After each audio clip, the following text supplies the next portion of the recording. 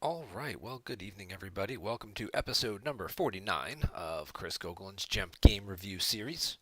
I am your host, Chris Gogolen. Let's get this out of the way here. Hopefully, everybody found that nice and relaxing. Get your thinking caps on, get your brain working before we dive into some Star Wars CCG action here. Queso! What's that, buddy? 5 months? 7 months. Look at that. Awesome. Thank you very much for resubscribing for the seventh month.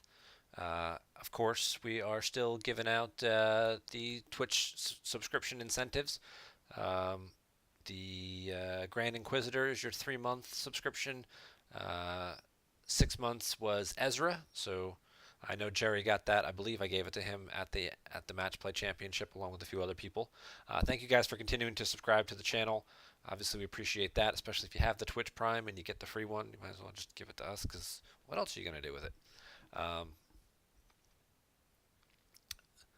and we got Europeans watching now. Look at this. Tomas in the channel. Welcome. Awesome. Glad to have all you guys here. There does look like there's an OCS game finishing up here between Brenson and Kevin. So let's jump into that real quick and we can see what's going on. Maybe we can learn a few things if it loads up.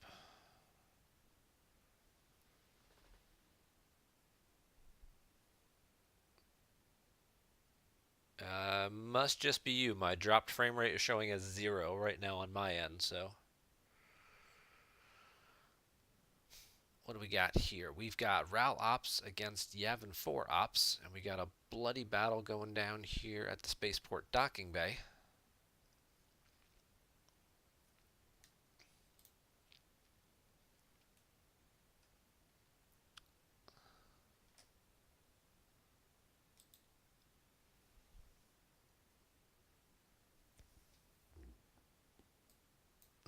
Yeah, you might want to try just refreshing your browser if you're having some lag issues or frame rate issues, or if you have other programs running on your computer. If you're trying to multitask and do other things, you might want to close out a couple of windows.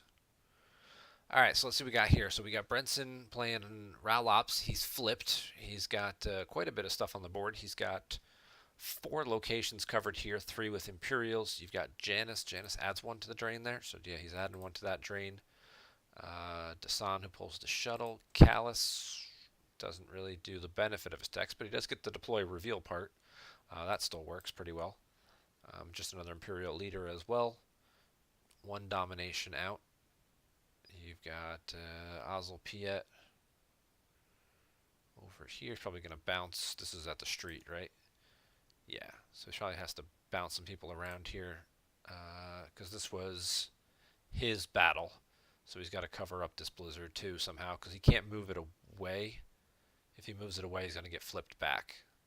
So he's got to move some help over to blizzard too. Both players have only 2 cards left in their hand. They both have about a dozen life force. Steve's got 14. Huge has got 12. But we're looking at the rest of the board here. This is a monstrous drain, luckily capped by ultimatum currently, as he's got 3 battleground systems. But I mean, this drain right here, yeah, would be a drain of 4 because of the stormtrooper garrison. Who, while at opponent's site, you drain +1/+2 if it's a rebel base. So this ultimatum is huge. And then you've got Mara with Marek Steel, which is a very solid combination, holding down the 1 battleground system for now. Probably just going to keep shuffling around. I'm sure these guys have been probably chasing him around a little bit here. But plenty of time left on their timer, so that's not an issue for either player. So with Brenson being flipped, he's subtracting 1 from the drains at these systems, but I mean, he's still going to lose 2. I mean, basically, they're adding 1 to each of them right back because of the Restore Freedom text here. So if you force drain in a battleground system, you draw Destiny, add to your total for each of your ships you have there. Snub fighters. Those are starfighters with letters in their name: A wing, B wing, X wing, Y wing, and that Z95. Those are all snub fighters. Um, Basically, like 1 pilot ships. Um, Destiny's 5. Opponent has to lose a force, and then it gets stacked under the system. It becomes liberated. You drain +1 at liberated systems. Their ships deploy +1 to those liberated systems. If they force drain you there, they get their card back. Their card goes to their used pile. But so these are all drain +1s. So even the -1 from Raltier is kind of getting negated. So you got 2, 1, and 1 here. So Kevin's going to be doing 4 damage coming up here to Steve once he's done shuffling everybody around for free because of the text on the street. At the very least, this should be limited to like just move your characters, not your, not allow you to move vehicles around the planet for free too. But it's a decipher card, and those are a lot harder to change. Tonight's beverage brought to us by Chick-fil-A. I'm just going to keep plugging them, and hopefully they'll decide to sponsor the show. Even if they just send me, like, Chick-fil-A points on the app so I get, like, free cookies and stuff, I'll take it.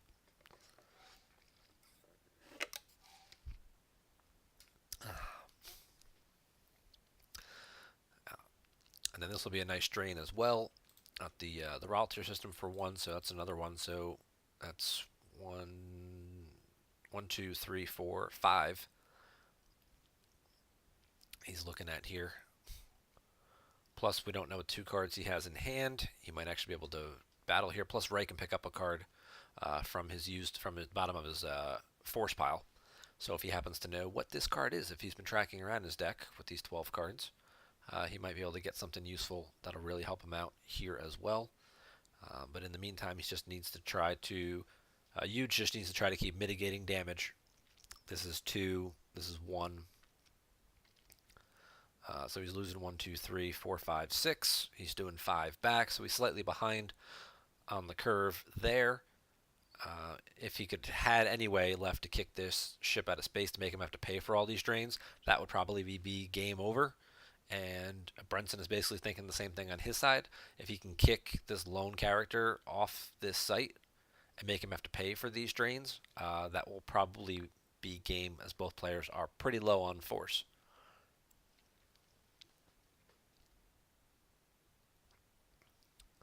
Can he liberate Raltier? I believe it says it's only battleground systems. Force drain at a battleground system. Yep.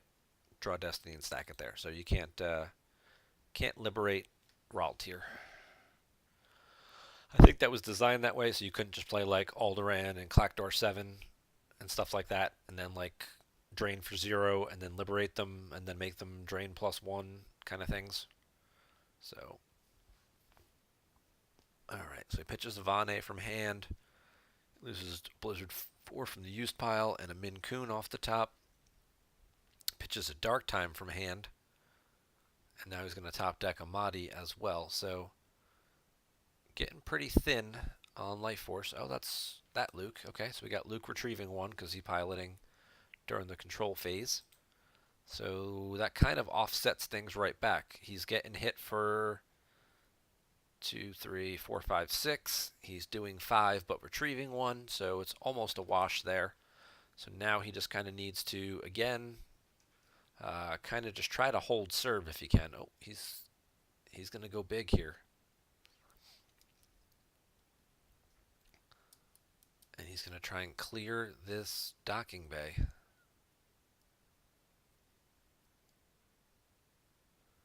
With a well-tracked 6, that becomes a 7 from Anakin, who adds 1 to each. Rey then adds 1 to the total to make it an 8.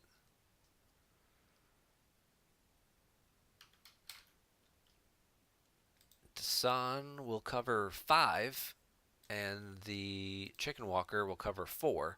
So it's not going to be enough to flip him back.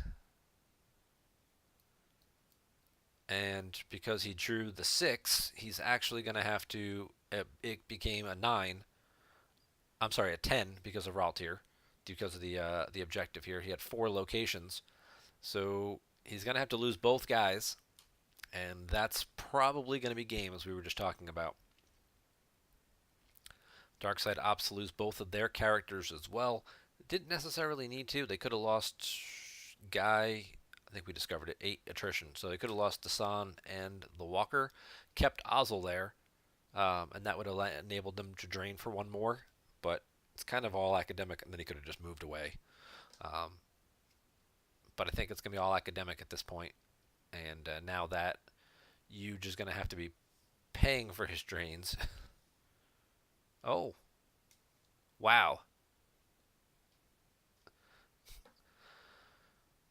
Lands the starfighter at the docking bay, moves a ship over, and flips the objective back. So now he's not draining for +1, for -1 at these locations. But he's got to pay for him, and he's got to really hope that Brenson doesn't have this one card in his hand that it isn't a character or something like that, because otherwise this could get ugly. Because this is power 0. I mean, it's forfeit 6, so it's not terrible. And he does still have his 3 battlegrounds for ultimatum, so maybe there's a way he squeaks this out. I don't think there's a way he squeaks this out. He can make the game closer, obviously, but he's down to 6 force left, which means he can pay to do. Yeah, so he's going to Tarkin's Bounty. That's the card he was holding. Okay, so he'll just find whatever guy is in here, deploy to the docking bay, battle, and clear Wedge. Um, and that's probably the Emperor he just drew for Destiny, so we know he's going to draw a 6. So whatever the power difference is going to be the overflow, and that should be it for this game. But even if he didn't have a guy left, the best Huge could do would be to drain for 3 and 2. He'd take 5 more cards away and pick up a small, narrow win. But yeah,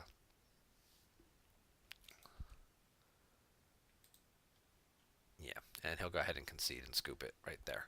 But it looked like it was a pretty close game. I mean, it's only down by 9, so any game that you can keep under 10, usually, um, you consider to be a pretty well played game, and those are the games where you just find those little things to fine tune in your strategy or make little minor deck adjustments, and then you start winning the games by 5 or 10, and that's kind of where you start turning the corner. So Ralops is a tough deck to play against, especially when you're kind of playing a more one-dimensional space-heavy deck.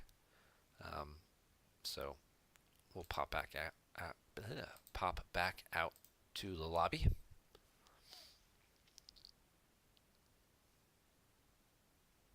Yeah, Wedge wasn't going to survive there, unfortunately.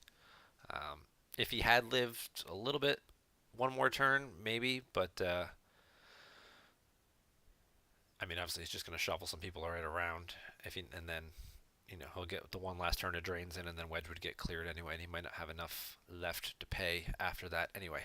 But so that's what's checking on. So the OCS for May has been up and running for about a week now. We got a couple players at the top here. Tom is 8-2 with 10 games played. Tom usually rushes through most of his games. Gavino sitting here at 8-0 though, pretty surprising. Off to a great start. His opponent's win percentage though, 23%. He's playing some people. Obviously, people he's playing have not been doing very well, but it certainly doesn't mean a whole lot. I mean, as you look at some of the players here and their records, Chris Kelly, Greg Shaw, 2-2. London Sean 0-6 right now. And some other guys down here who Fungineer at 0-3, Brigham Corn at 0. So if those are the guys that he has been playing against, then obviously there's a chance that his opponent's strength of schedule isn't going to improve too much. Now you look at Xanth right here, who's 1-2. That's a world champion, Tom Haight. Tom, you'd expect to turn it around if he picks up some wins here. If that's who Gavino happened to get his wins against, some of these guys down here, JJD, you just lost his first game, but we got Ross right there as well joining in to the OCS. Ryan Surson at 1-2, Dash at 1-2. So these guys here are all capable of picking up a lot more wins as the month progresses, which could really help out his win percentage. If those are the guys that he played against, if those are not the players he played against, then this 23 win percentage may not go up much higher. And as we've seen in previous months, there are times where there could be some tiebreakers here. Even if he wins the table and runs out at 12-0, all right, pretty likely nobody else is going to is gonna not two more people aren't gonna catch him and push him to third. But if he happens to lose the game at 11-1 or even 10-2, that win percentage is probably not going to hold up for him. So, but still plenty of games left to be played this month, and still time to get into the OCS. If you're not a season pass holder, you can still just pay your $10 and jump in for the month. Still plenty of guys left to get their games in. Some people here haven't even started their games yet. Looking at some of these guys who are in the chat right now. Start playing your games. Don't you want to get the foils? It's all about the shiny cards. So, but other stuff we got coming up. The Match Play Championship just ended 2 weeks ago. We talked about that quite a bit last week. The deck lists, if you're wondering about those, if you go to the home page, if you haven't seen this or don't know where to find this, it's a great tool. Home page, tournaments, tournament deck lists. Bam. Standard deck lists. 2019. Indoor Grand Prix lists, Match Play Championship lists. So most of these have been posted so far. The ones that they're still missing are the people who submitted paper lists at the event. Everyone who emailed them to the tournament deck list box. Those are all the ones that have been posted. Obviously made their life a lot easier, turning things around and getting it quicker, and we hope to kind of transition into that going forward, where we get everybody to do that, especially with the GEMP feature. It's very easy to export. You know, you just go to Deck Builder. Here you go, deck lists. Here's a deck I don't care about. Yeah, so you right here, deck list. Bam, just hit that button. Hey, look, it's my deck list. And then you would just copy paste this into an email and send it to the box, and then they have your deck list right there, and you're all good to go. So you can scroll through and do that for any of your decks. But those, those are all on the deck list page. You can go back and you can find deck lists from previous events. You're going to go back to the last year's World Championships, Match Play, whatever, all the way back to I think 2017 is the current. And then there is this archive thing. I don't know. I've never clicked on that. Oh, wow. So there's a whole lot more stuff here. I don't know if the 2016 stuff probably, well, let's go to the end. Maybe it's at the end. Hey, wow, look at all this. You go all the way back to 2014 and all the different lists. Hey, first place, light side, Chris Gogolen. That was me. So, and there's all kinds of, all right, some good stuff there. So it looks like they, even though they're not as easily searchable, the older deck lists from the 2016, 2015 events are still available if you just happen to be curious about what somebody else might be using. Or, looking for ideas or different, platforms and whatnot. You can even go look at some of the legacy lists from 14, 13, if you wanted, but you won't know most of those cards do now because all the legacy cards are bye-bye. Yeah. If you still have the old holo table, you can find all the old cards, the legacy cards there, or you can get the legacy PDF and go through and figure out what they all do. But there's no current format or current events that run the legacy cards, so it would just be for like your kitchen table games. If you preferred stuff in this format better, that would be up to you. But there's no plans anytime soon to put legacy cards into GEMP or anything like that. Right now we just need them to get the current cards into GEMP and fix some of the bugs and glitches, which they are continuing to work on, and get that team some support. So, but we talked about the Match Play Championship and where to find the deck list. The other thing as well, all the videos have now been moved over to YouTube. So if you just go to the PC's channel on YouTube here, Star Wars CCG, and then you can become one of the many subscribers to our channel. Add your name to this 472 person list. So all of the main event games are here and all labeled. Hey, look, there's me and Matt. Then you got some other interviews that Dan Tartaglione did with the players that were on his Twitch stream that he's now moved over These are all the ones that took place during the day throughout the event, and then after the event was over, he went back and he interviewed um, a number of the players. Some of us got interviewed a second time for when we made the top four, um, and you got Ming and Jared who made the consolation final four. I don't know if Trevor is in here. Eric Hunter, I know, made the final four as well. I don't know if there's an interview with Trevor, who's the other final four person who actually went on to win. Oh, there he is, right there first. Who went on to win the consolation event. So there's the interview with Trevor as well. And we took one of our side cameras, the one that had been focused on the room that you might have seen in between rounds, and we moved that over and recorded the consolation event finals as well. So there's some more content for you um, to check out and watch. And then Dan was streaming that on his Twitch account as well. So hopefully we can continue to do that during live events. Have that second setup to get more games because it seemed to go really well. It's obviously a lot harder to see what's going on here, with the glare and stuff like that, not being and it being on an angle from the side and not being directly overhead like it is with the other one. But it is some more content and some more Star Wars is good Star Wars. Um, so all that stuff is over here on our YouTube page now, which you can find the link to at the bottom of our Twitch page right there. You got the Players Committee website, you got our YouTube page, and then you've got some personal pages for me, Wise, and Dan.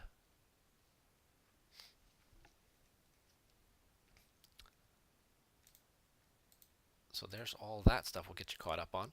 Other major events coming up: European Championship in the Netherlands. That's coming up in just over 2 months. So if you haven't booked your trip yet and you want to go to a great city, Amsterdam, heard a lot of good things about it. Plus, you got 20 plus people already signed up for that.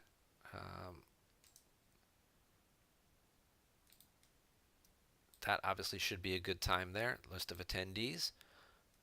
Who else's name could we add to this list? Right there, bam, reigning world champion Bastian Winkelhaus. Euro advocate and Euro Emperor and Star Wars CCG Hall of Famer Chris Menzel. Two-time world champion Emil Wallen. I mean, that's a pretty impressive event so far. Plus a number of other guys who have made top eights and final fours.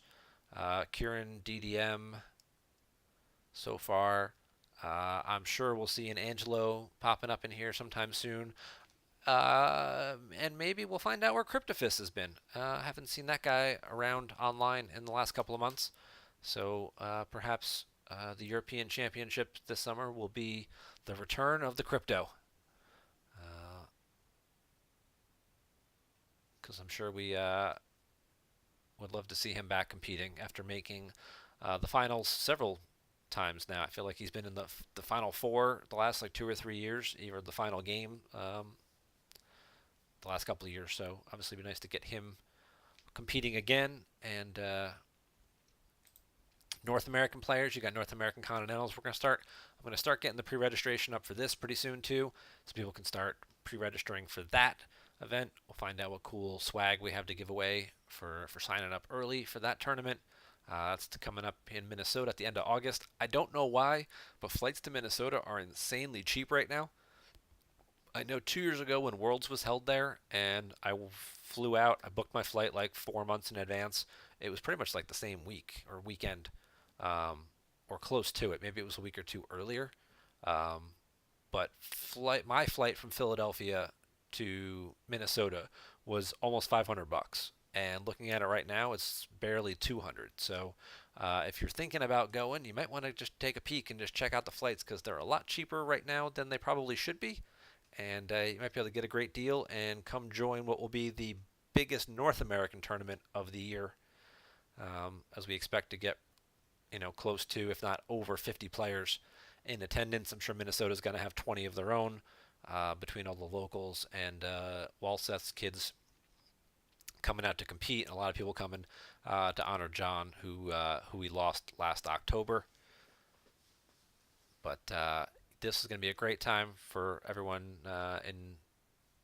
in the area who can attend. If any of the Euros want to fly over, that would be a great time as well. But they're going to have the World Championships in Germany this year, coming up a month after that in mid-September, mid to late September. This is the week before Oktoberfest. So if you would like to stay for Oktoberfest, it's the week after. So just, fly in on like Thursday and then spend a couple extra days with your holiday time and whatnot afterwards.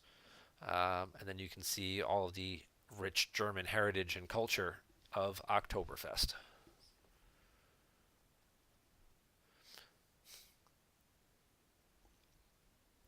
Yeah, Crypto hasn't been online though. He hasn't even been playing on GEMP lately, which is weird for him. Usually he had been playing quite a bit, but I haven't really seen him even like online watching games in the last 3 or 4 months. Just kind of took a step back, I guess. I don't know. Maybe his wife had another kid or something. Who knows? But yeah, so hopefully we'll get some. I'm sure it'll be great action. We're going to be trying to do our best to live stream. I know the live streaming at Euro events has always been a bit of a challenge. They don't have quite the steady, stable Wi-Fi connections that we are blessed with here in America.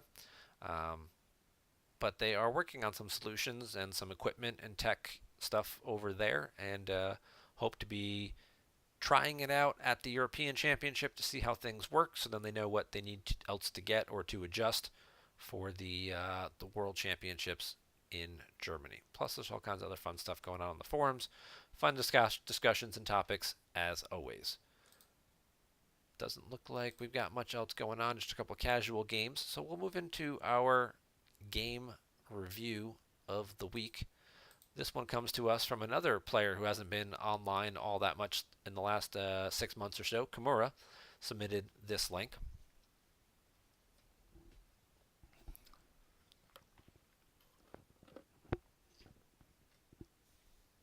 He's playing Star Wars Destiny. What a bum. So Kimura has provided this link. He is playing EBO. He'll be playing against Gavino, who's playing Ralops. Ralops is kind of the hot button deck right now. It was very popular, and not even the flip versions of it. As we saw the Pittsburgh guys at the Match Play Championship run a first order version, which had basically no intent to ever flip the deck, and we're just using it as an activation platform and using the front side of the objective to swap out to get all their good cards and good characters back. Because, I mean, you can exchange a card with the same card type in your lost pile, so you can throw away a generic first order stormtrooper and get back your Kylo Ren, your Snoke, your Phasma, your named troopers, your good characters if you need to. You can throw away that useless interrupt to get your command back, to get your trooper assault back, whatever you need for the particular situation there or the next battle. And it was pretty interesting and pretty difficult deck. Good creative deck building, and obviously has caused people to take a closer look at Ral Ops and wonder if this mechanic perhaps should be on the back of the objective or another way, some other way restricted. Maybe not once per battle, maybe once per turn, maybe not only during your turn, your opponent's turn. I don't know. There's a whole discussion going on that, I started really. People were talking about it a lot at the MPC, and I just posted it all on the forum. So just that the discussion could continue. We can encourage a lot more people to voice their opinions and just kind of see where everybody's head is at regarding this. Obviously, it's a set 10 card, hasn't been out that long, but when you start to see objectives that, like, the only way you flip your objective is by running lots of Imperials. And when people are saying, you know what, this thing is good enough that I don't even need to flip it, that's usually when there's a power issue. And that's when maybe it needs a closer look. So we'll see what happens with that in the coming months. But for right now, we're going to check out this matchup here. I don't know if this is one of Gavino's OCS games this month, or perhaps maybe it was a game from April. But so we start in Imperial Arrest Order, which will boost the forfeit of his ability less than 2 guys, as well as get him his docking bay. He's got Establish, which gives him some extra generation as docking bay and gets him an extra system, probably Fondor, and then Endor Shield to pull 2 Admirals. Over here for the EBO, pretty standard setup with Strike Planning, Walkling, and a new secret base. And we can tell from his hand he's got Commander Luke, so it looks like he'll be running the speeder version. EBO was another deck that a few people used successfully at the MPC, but there were differing versions. There was the this version with the speeders trying to hold down battleground sites and whatnot to enable your big drains, and then there was the KTOD version, which is really more space focused, uses projections to kind of mitigate drains for a while, and then late game will kind of just throw a couple guys to the fourth marker and or wherever they can just to satisfy battle plan for a turn or two, so they don't have to pay to drain and get a good win that way. So Gavino off to a good start, gets spaceport docking bay with the objective, insurrections for the executor docking bay.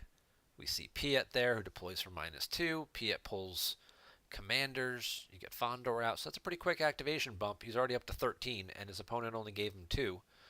Just from these sites being 2-1s, plus this also being a 2-1 location, and then by established control, giving him an extra +1 activation as well, making this a 2-0. So pretty fast activation bump for Gavino there. And we'll see what Kimura does. I'm just going to call him Gavin because that's his name. Yeah, so we got Gavin and Andy.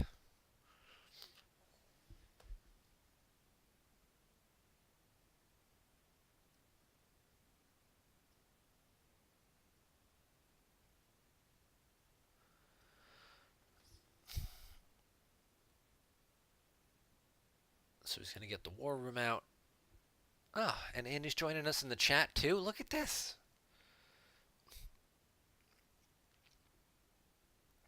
So he picks up the other site, and he already had EBO in his hand.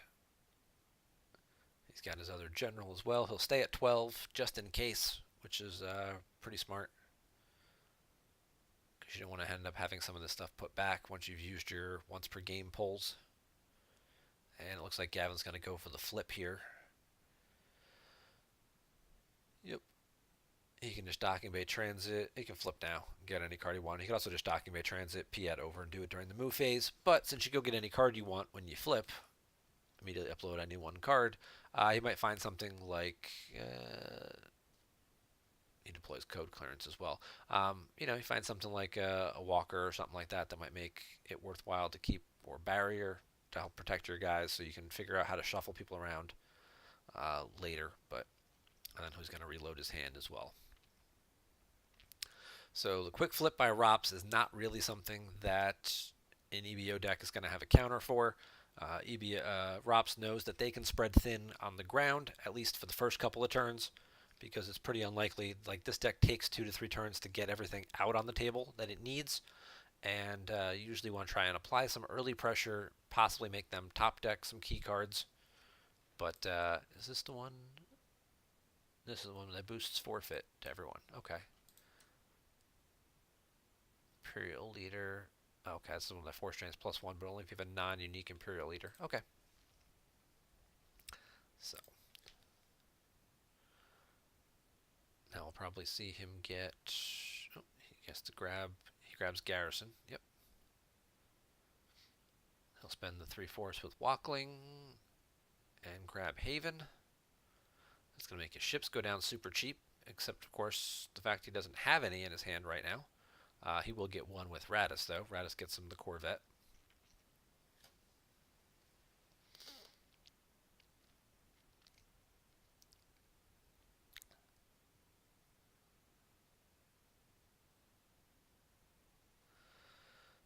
Yeah, a well-timed Monarch, of course, would be rough, but it's not the most popular card in the meta these days, especially when you can't, if you're not playing something to start to pull it. Like, if you're playing Crush the Rebellion, which is deploy your I have you nows, you might see an Evader Monarch combo in there. You might have to play a little more cautiously. If you're playing something against Ralops, which you are they going to float a Monarch in there? I mean, play a masterful move or two, possibly. You never know what people could do with those, 5 to 10 season to taste card slots, as I like to call them.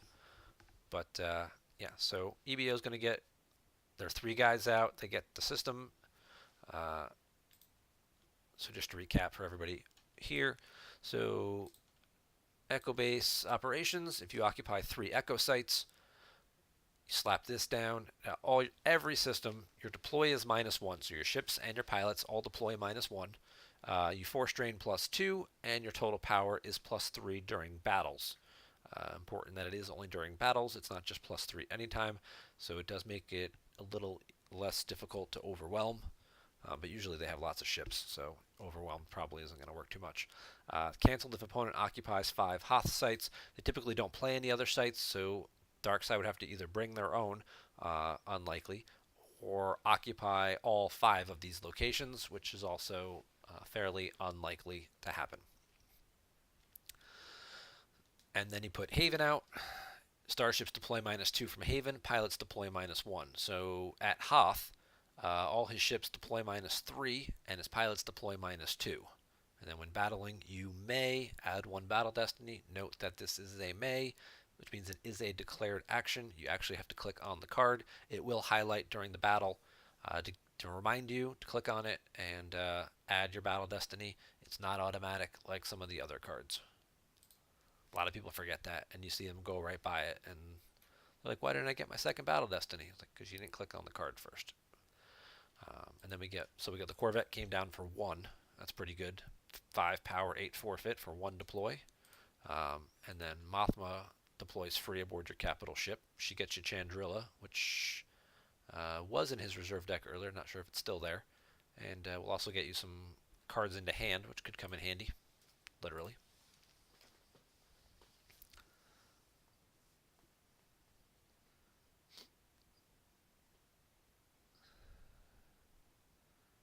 We'll get Ray, and now we'll get a use pile pull. All right, so he's got.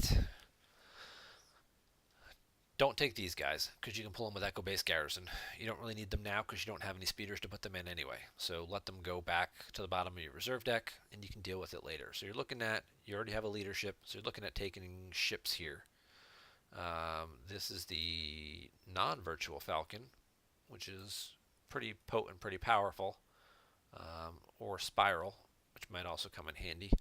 I would probably go with Spiral in this situation, just in case they come down with like Emperor Shuttle or something like that after your ship. Just so you had something to react. Lightmaker would be good for that too, because you can cancel their immunity. So one of these two is what I would probably go with. And he does take Lightmaker. Yeah, more and more people seem to be going the Piet, Commander Desan, Emperor Shuttle pull chain.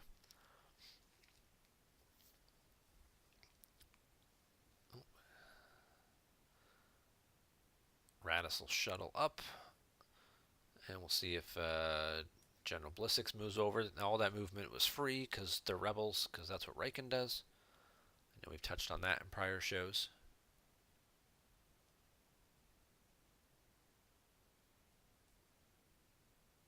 Monarch can be ditched later for, yeah. It's tough to find room in a deck like this for Monarch. Maybe, yes, you're right, you could exchange it later to get a key interrupt back, but at the same point in time, you could also end up drawing it for a key destiny when you need to. And you'll be complaining, like, why is this stupid Monarch in my deck? So, there are only limited opportunities where Monarch actually is really useful, and that can be damaging and detrimental and really set people back. But, you know, a number of players have said that when their opponent plays Monarch on them, it's usually not the end of the world. They just tend to grab the Monarch next turn, activate a bunch, and then just draw as many cards as possible and get like a 20 card hand, because now nobody plays 2. You're never playing 2. So if your opponent plays 1 and gets you with it, you just grab it and move on, and now you don't have to worry about it pretty much for the rest of the game ever again. So you can draw as many cards as you want. I've heard a few former world champions share that little strategy gem. So still no ships out for Gavin.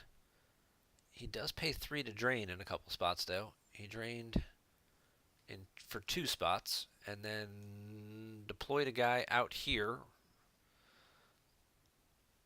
to the 4th marker by himself. Now this guy does. He has power +2. He's immune to less than 3. He draws 1 if unable to otherwise.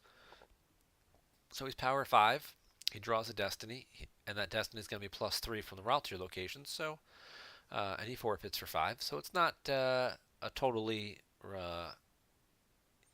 reckless play. Does he need to put this guy out there? Is he going to pay to drain with this guy in a 4th spot? Probably not. So unless he was really just trying to use some force and move some force to try and get closer to the cards at the bottom for a specific reason, I don't know if this is really necessary. I don't know that this accomplishes much.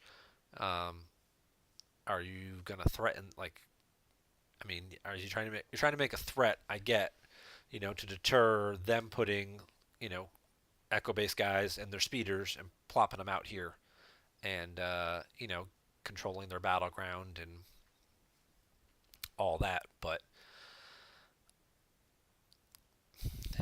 it seems unnecessarily risky to just do that because they could very easily, I mean, maybe he's got a Gick or something in his hand or a barrier, but I mean, it could very easily be Commander Luke, Wedge, Red Squadron Leader, 9 power, 10, 11 from the War Room, 12, 13 from the system, drawing 2 Battle Destiny and canceling yours. Now you're adding nothing. You just got outpowered by 10, 8, plus their 2 Destiny, which we assume we'll call it a 6 total. So you just lost by 14, and this guy forfeits for 7. So him in 7 cards, or that Gick. And what were you hoping to accomplish with it? Because you're not paying a drain in 4 spots. So I wouldn't make this play.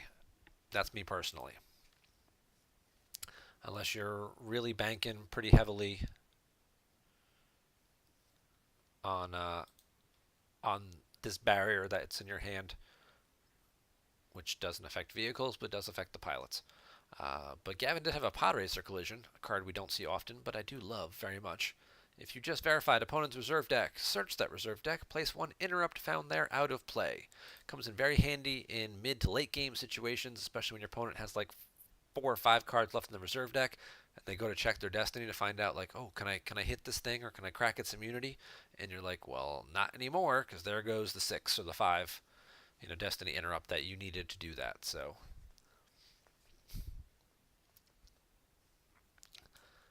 yeah, I get the point, Dorsch. He's trying to make him commit the speeders over here to deal with this guy.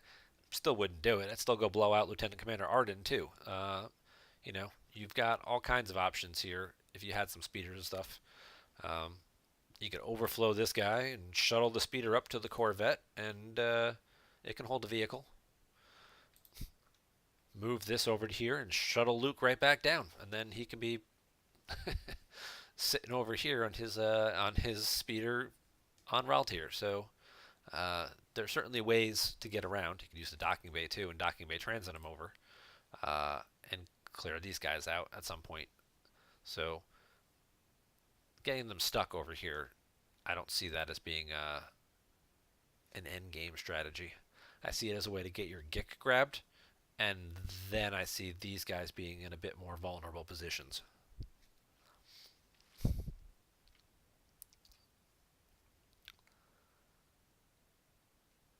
Yep, that's the other package. You get Vader's shuttle as well. So you Emperor shuttle, Vader's shuttle is what Desant can usually pull you.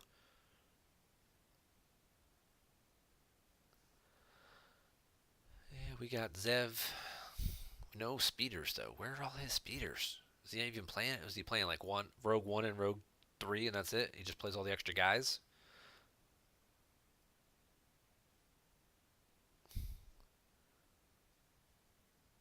He's going to deploy to Hoth because it's a lot cheaper, and we'll probably see him shift a couple of ships around, whether they go over to Fondor or maybe Raltier.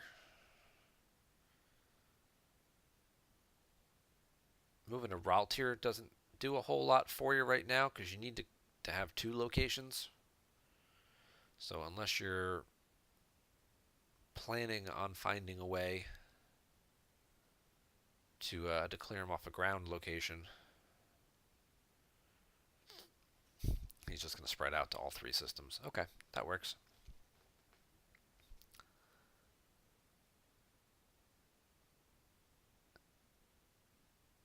Gold Leader's a good pickup. They see there's the Wedge Red Squadron Leader, so he's starting to get the pieces together, but still doesn't have the speeder to do anything with. I might have to start using Ray as well to start drawing that bottom card. Yeah, there's Rogue One. He'll retrieve that with Walkling. Put that on the bottom where he knows he can find it next turn. It's a very smart play. He'll just activate down to just a couple of force, like say 3 or 4. And then, bam. Go kill somebody. Go kill probably one of these guys. Just ignore this guy because he's not doing much. Oh, we see TIE Sentry ships from Gavin as well. This is like a Jedi Lev for starships. It's a pretty good card because it's a 5 Destiny. And if you're playing if you're playing a lot of ships, like an EBO deck or something like that, or like a TIE Fighter deck, it certainly comes in handy. Just drew a starship for Destiny, take it into hand, cancel and redraw. So you put a 5 back and draw something better, get the ship into your hand. It also lets you retrieve a starship into hand. So if you are only running a couple of key ships like Emperor Shuttle, Vader Shuttle, and you happen to accidentally top deck one, you still have the ability to possibly later to get it back.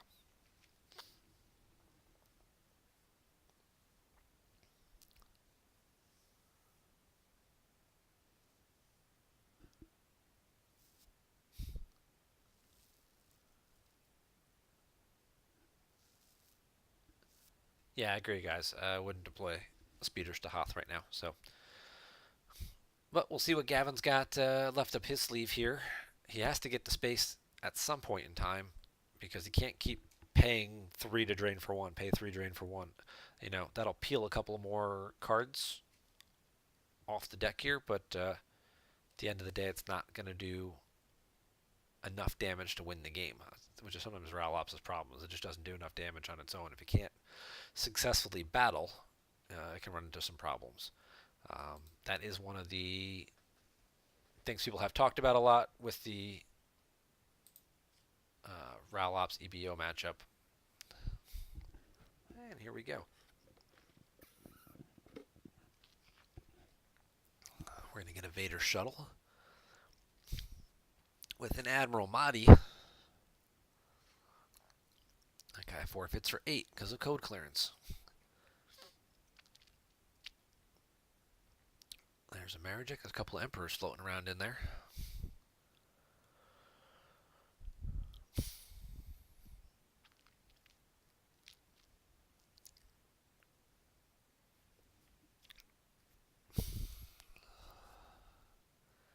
Alright, so what do we got here? So we've got a Light Maker, which is going to cancel the ship's immunity. Doesn't have any immunity anyway. We've got a Bravo Fighter, which can only target ships that have no pilot characters. This is really good for shooting down Zuckuss.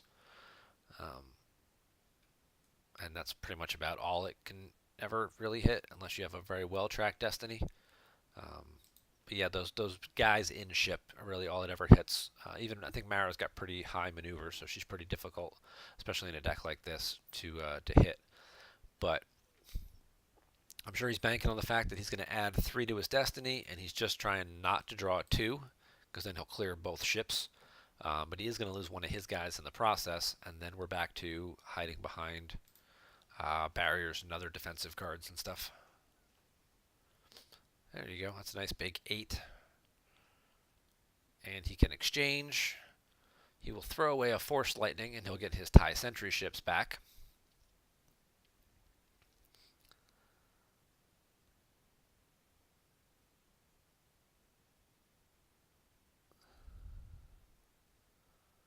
There's a Spiral. Mothma could have taken that into hand. Opts not to. I guess not wanting more cards in hand. Needing more cards in reserve deck to possibly deploy stuff with, but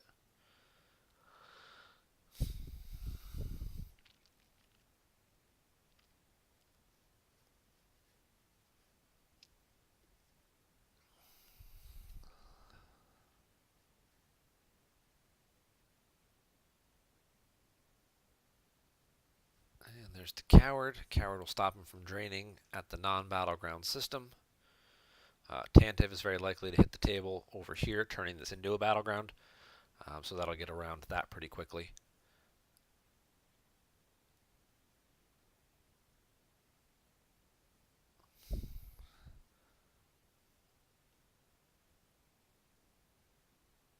All right.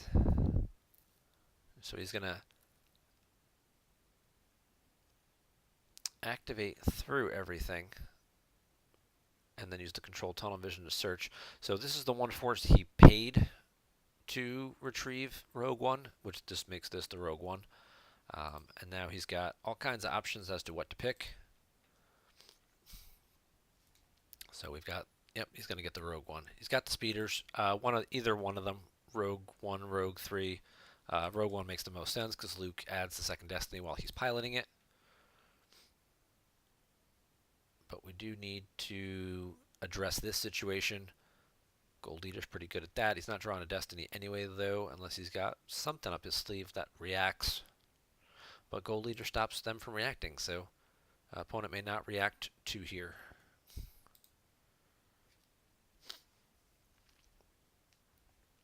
The question is can he afford all of it? Because what I'm sure he would love to do here, well, he'd love to do a few things here. So you could get Luke Speeder with Wedge to cancel the Destiny. You want to get Gold Leader and Poe would be pretty awesome. But I think he comes up just short of being able to afford that. So it might have to be Gold Leader Tantive. I mean, they're kind of the same cost. They both cost 3. Let's see what he's got. He's got 9 left. He needs to battle in 2 spots, so he really needs. He's got 7 left.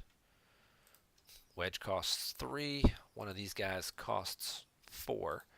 I'd probably go with Poe. I'd put. Isn't enough Destiny left to draw to battle in 2 spots, though. So now you got to think about where you want to battle more. And that's not going to be on the ground. It's going to be over here in space. So, yeah. Maybe you just throw Tantive. I'd still probably just put Poe down anyway. It's similar power, but it adds the second Destiny. It gives you some immunity to help protect you. And then make sure you get Wedge in the speeder with Luke to cancel their Destiny draw.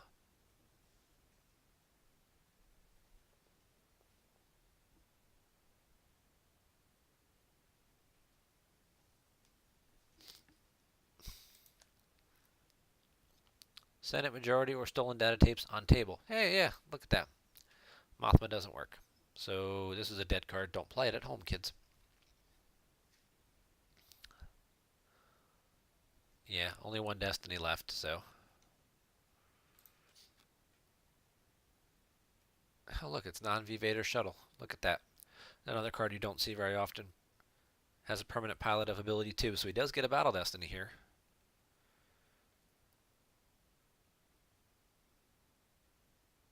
May not Talon roll.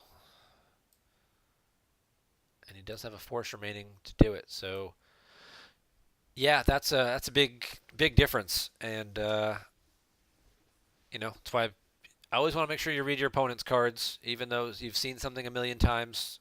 Just take a quick click, just make sure it's the right version. This is the V version of Thrawn. This is the non-V shuttle. That's just a good life lesson for you, because ordinarily, like you said, you get used to seeing something and you're thinking, oh, he doesn't get to draw here. It's just Mahdi, who's ability 3. It's like, no, this is this shuttle. So, important safety tip.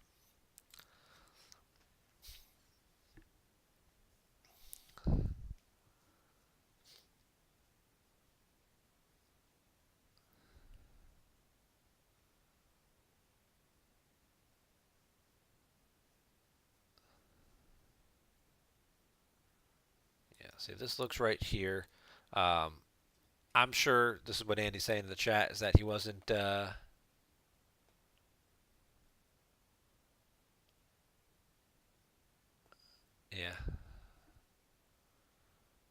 that he wasn't counting on this.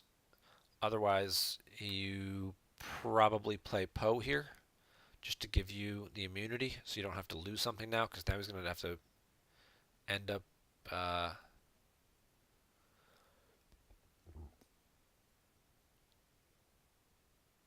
he's going to end up losing the Tantive because that just became an 8. And he's going to swap, and he's going to exchange a card to get prepared defenses, and he's going to use the paired defenses to add 1 to the destiny, which now makes it a 9, which now clears both things anyway, so even Poe wouldn't have saved him from that happening. That's just a good luck draw with the 5 there. So very sneaky with this shuttle. It certainly changes the way things might have had played out, perhaps if noticing this sooner. You might have just conceded this for a turn, put the Tantive over here, turn this into another battleground. I don't know, different ways you could have done it. Left extra desk. You still couldn't have left. Yeah, you could have left 3, but then you still can't get to the speeder because Luke would only pull it if he's already on the table. So yeah, you don't have a way to get that either. Rescue. You leave 3, you rescue to get the speeder into hand, and then leave the other 2 back for reserve, and then do this play, and just kind of ignore that up there. That might actually have been the best play, thinking about it in hindsight and all.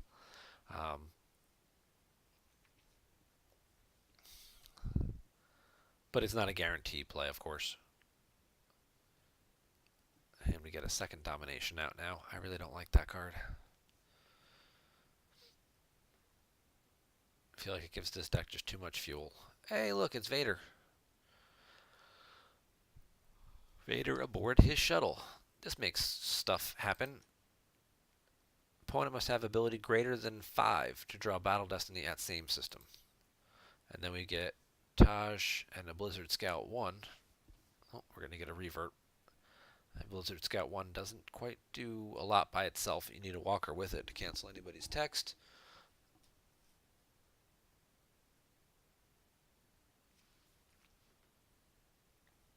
He's going to put him over there. Yeah, it can move as a react, so that's pretty cool. Yeah, so he's just going to draw and leave a couple cards. Because it can move as a react, so he can... Now, when you have a vehicle that can move as a react, the vehicle has to be piloted in order to use its game text. So if it's an empty vehicle that moves as a react, you can't use its react text if there's nobody in it. This one has a permanent pilot, so this one, its game text is active. So you can move it as a react. When you move, anyone at the location can embark aboard the vehicle. The vehicle then moves, and when it gets to its destination, anyone aboard the vehicle has the option to get back off. So that process can come in handy, you know, if there was like EPP, Vader, or Mara here, you know, or something like that. You can get them in, react over, get them out, and then they could use their weapon, something like that. But that's the process. You can get in where it is, move over, and then get out at your destination. You can't do it the other way. You can't get off the vehicle before it moves. And when it gets over here, you can't put guys in it. So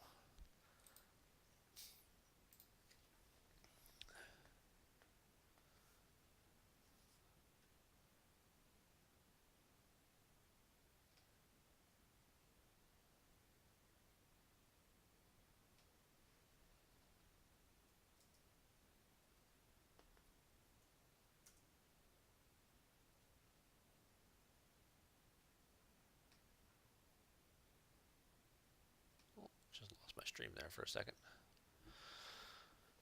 So, a whole lot going on.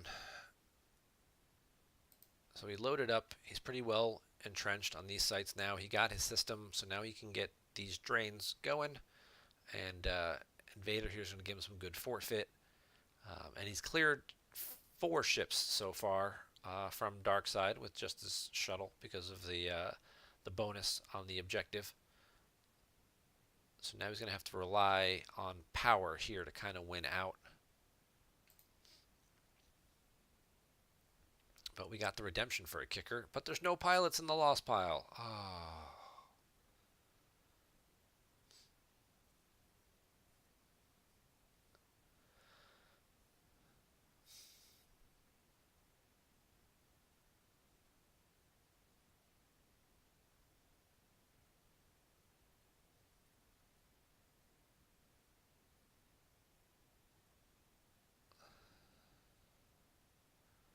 he's going to move over, give up the Haven. It's not really doing him a whole lot right now anyway. And shuttle Ray down. Okay, I was going to say, if it's just Corn Horn against Thrawn, that's probably a losing proposition. But having Ray for some backup makes a bit more sense. And the Redemption moves back away. Okay. To protect the Haven, get the extra battleground back. So we just end up swapping ships around because there was nobody available with the Redemption. It's unfortunate because obviously it would have been cheaper to deploy it here at Hoth. Might have let him draw a card or two. Oh, he would have drawn Chandrila for Battle Destiny, though. Never got that out with either a new secret base or Mothma. So,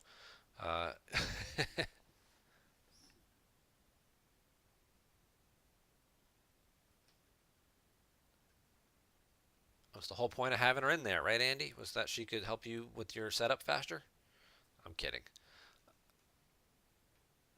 All right, so we get command from Mr. Thrawn here because he functions as a general at a battleground site. So you got him plus the Inquisitor, so that's good power. Then he's going to command to add a Battle Destiny, so now he's drawing 2. And he's going to add 3 to the total. So these are people going to die.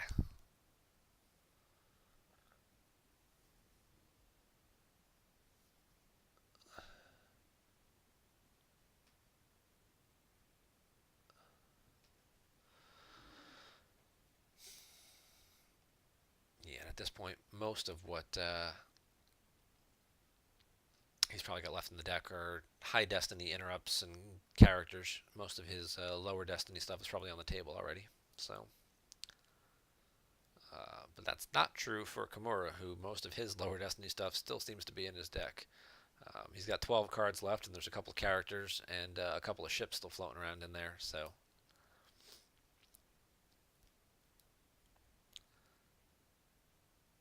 13 battle damage. Cornhorn and Ray come up 1 short. So he is actually going to have to lose a card on top of it.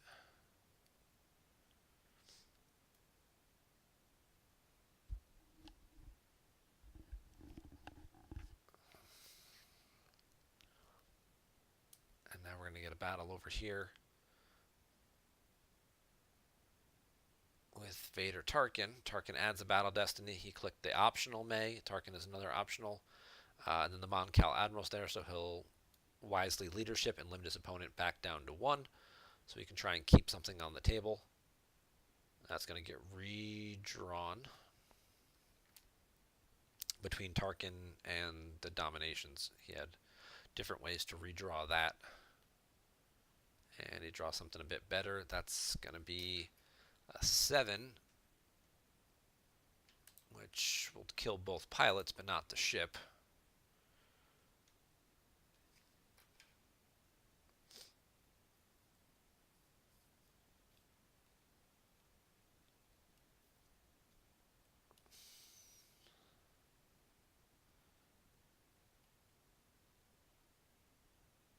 The 4 is good enough to get rid of Tarkin. Light side's going to have to lose both pilots. But they do still have this ground presence, so they will at least get a couple of drains through. But they're a little bit behind on life force counts here. Both have the same size hand, so it's 20 to 11. And now that the leadership's been grabbed, he's going to play the rescue in the clouds. That's fine. Put a 5 right where you can track it as well. The leadership got grabbed. What did he draw for Destiny? He drew a leadership for Destiny. So now he's got 4 5 stacked together right there. 8 cards down, which could be very useful to clear this side out and then flip the objective back. Because that would be a total of 9, and I don't think he only gets to 7. Yeah, I don't think that they both would cover that 9, so get some drains in. He pulls resistance to limit them. Instead of being 3, they'd be 2. This is a 2. This is a 2 anyway from the Raltier objective.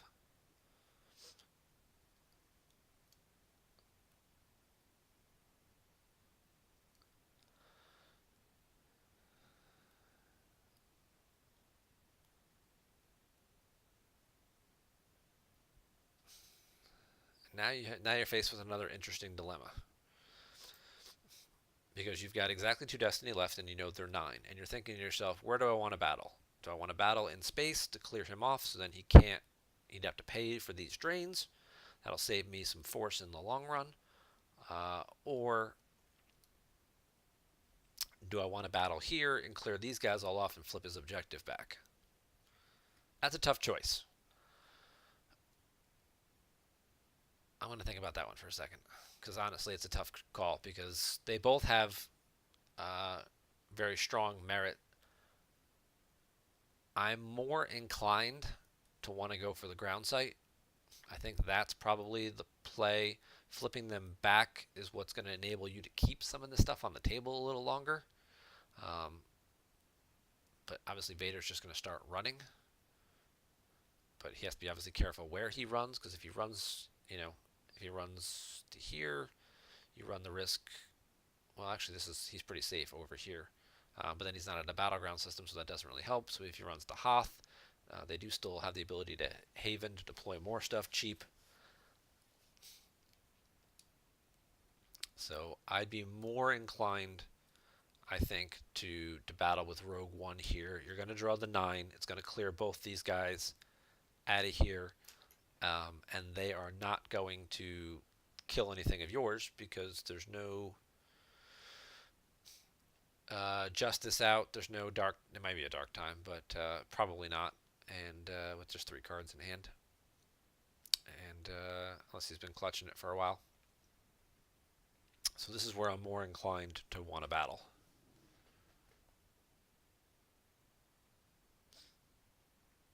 With the react, if he reacts over, yeah, it's true. He could react over with the Blizzard Scout 1, like we called earlier.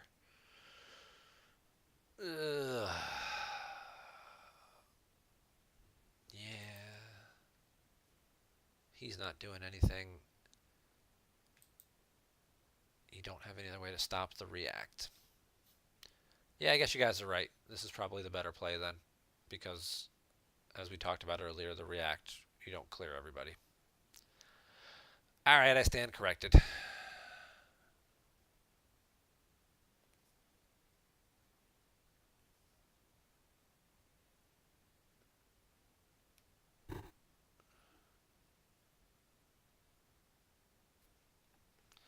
Yeah, I think I'm on board with where you guys are at now. I think you're right. The system is probably the better battle.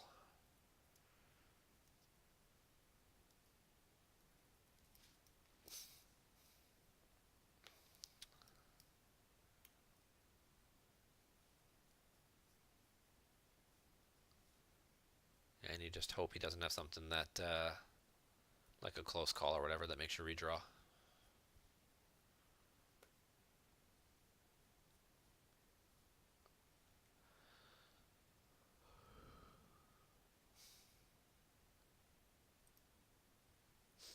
Yeah, now I'm thinking about this more. This gets you better in the long run. It really does because he's not going to battle you here, so you're just stalemating for the whole, immediate future.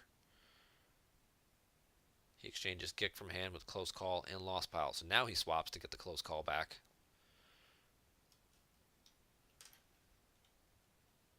He loses the battle by 11. Vader and the shuttle cover 12, I think, right? Yeah.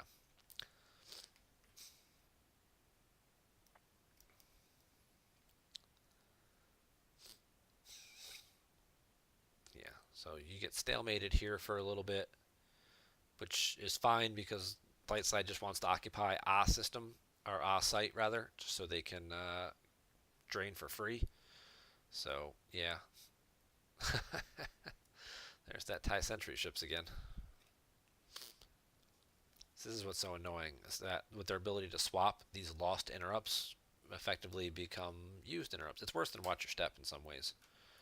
Because at least there, they end up getting stacked on a secondary effect. Yep.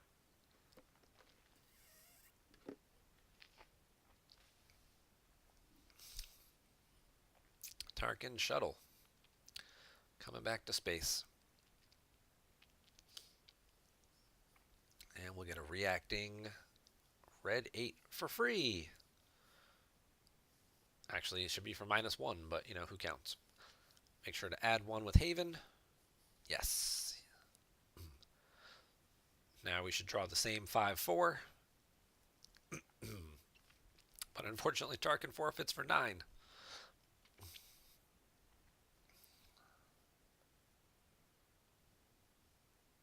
And this thing only forfeits like 6, right? Yep.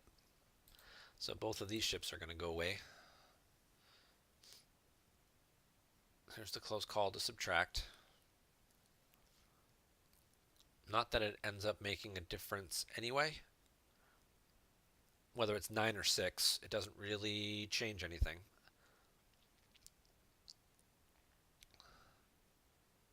Because he still has to lose Tarkin, and Tarkin still forfeits for 9 from code clearance. So, it was actually kind of wasted a close call there.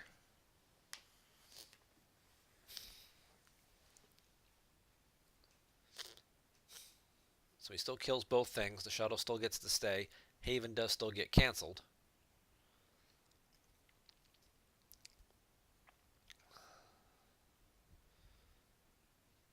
But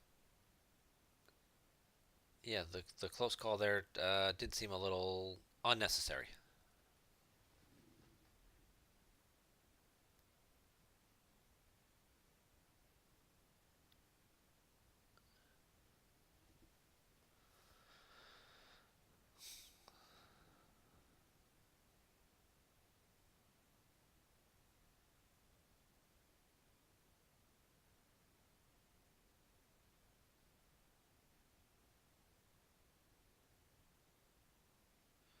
So now he's got drains of 2 and 2.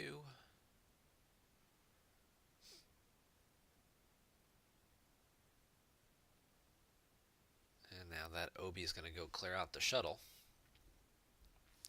And this should finally kick Darkseid out of space.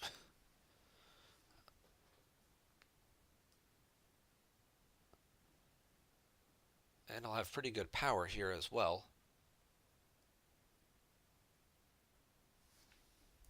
That doesn't seem right, though. Obi's power 4. He's plus 3 from EBO. Tell me Wallach Blissik isn't a leader. A general that's not a leader? Ugh. So yeah, so he's got 8 power instead of 9. Okay. And then he draws the 4 for Destiny. Okay.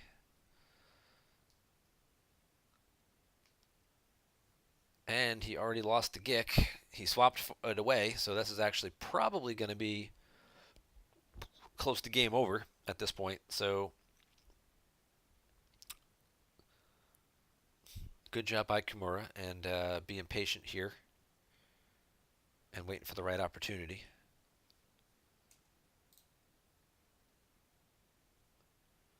So he has to peel a whole bunch of cards. He's got 6 Overflow, Masterful Iceheart, Command, Prepared Defenses, Force Push, Palpatine.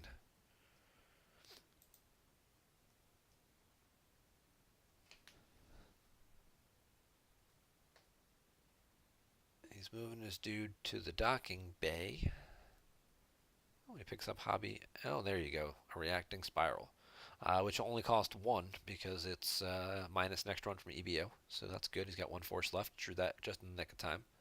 Although at this point in time, I can't imagine that there's really a whole lot left. And it looks like Gavin's just going to swing for the fences here, but Wedge is just going to cancel the Destiny draw, and that's probably going to be game. It was going to be game pretty much anyway. Darkseid can't afford to pay for really any of their drains, and they're going to get hit for a lot more back with the EBO drains at the 3 systems as well. So, yeah, clearing them out of space is certainly a key to victory because, like we've discussed, Ral Ops does not do a lot of damage on its own on the ground. Their whole point is just to kill all your stuff as much as they can, and eventually at some point in time they do run out of stuff as well.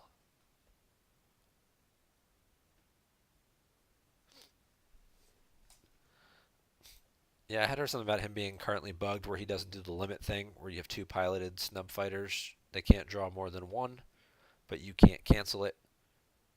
I don't know that we had... I'm trying to think, did we have a situation where he had 2 snub fighters together.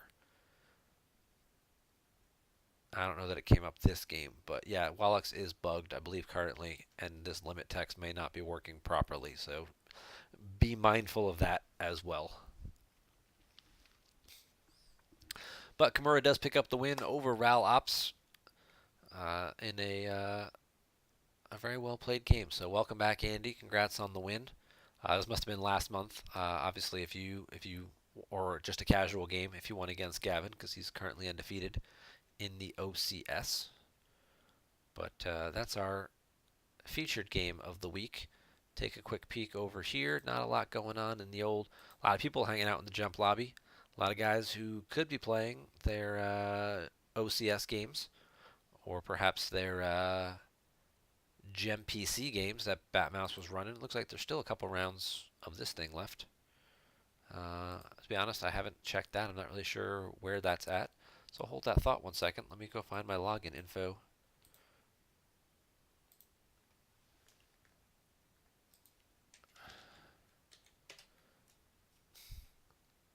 And we'll take a quick peek at where that bracket's at. The GEM PC. Where are we at here? So it looks like we're up to the final four. We've got Charlie and Steve Baroni. Charlie and I didn't play. I didn't have time, so I conceded to him. So good to see Charlie using this opportunity well to advance himself, advancing past Chris Kelly, the MPC winner. And did these guys play at the MPC? I think they did. I think they played in the top 8. I think this was the match. This was like a featured match. Maybe they duplicated it and just decided that would be also their GEM PC match as well. I don't know. Good question to ask. Maybe they'd already played by then. So Charlie's playing Steve Baroni here. And then at the bottom half of the bracket, we've got Stubley, who's made quite a run through some big name players, beating Gavin, Ryan Jellison, Joe Olson to make it all the way here, where he is now playing Koen from, I think he's from the Netherlands. He's a European player, Koen. Very nice guy. I met him at Worlds this year. He was actually my partner in the team event, who's advanced through the Euro bracket with wins over Paul, Justin, and Angelo. So certainly some an interesting final four here. Could have a first-time champ. And there's a prediction contest for this. Is anybody even close to picking this? I still got Baroni live, but it's not looking too good. I think I had him getting to the final four, and then that was it. So a couple people here had Baroni winning. They could obviously pick up some points. Baroni had himself winning, which makes sense. So yeah, some people here still could pick up some points and shake things up, but that's the old GEM PC, and thanks to Batmouse for putting that together and running that. There's a consolation bracket for that as well, but we won't cover that. Maybe we'll save that for next week and catch up on that. I think that's going to do it for tonight's show. He beat my... Oh, Chris is in chat. We played the match first. He beat my light side with his dark side by a bunch, and then you conceded. Then you played the same matchup at the MPC in person, where you obviously beat him since you went on to win the whole tournament. So, okay. Thanks, Tomas. Yeah, get off the bed. It's late there in Europe. But thank you guys very much for joining us this week. Be sure and subscribe if you haven't renewed your subscription. Still time to get all those wonderful foils. And then, of course, I plan on getting back to streaming games, much like Tom does, on my personal channel when I get some free time here in the near future. Just got to get caught up on a lot of PC store stuff. We're a little behind on inventory, so need to get that updated so we can start selling more cards to people so they can show up to live tournaments and play. Like those big 3 major events I talked about. But I'll see you guys next week. Not sure what night it will be. Still got only a couple episodes of Game of Thrones left, and then we'll be back to our regular Monday schedule after that. But thank you guys, of course, again, as always, for watching and for subscribing to the PC to help us out any way you can. Take it easy.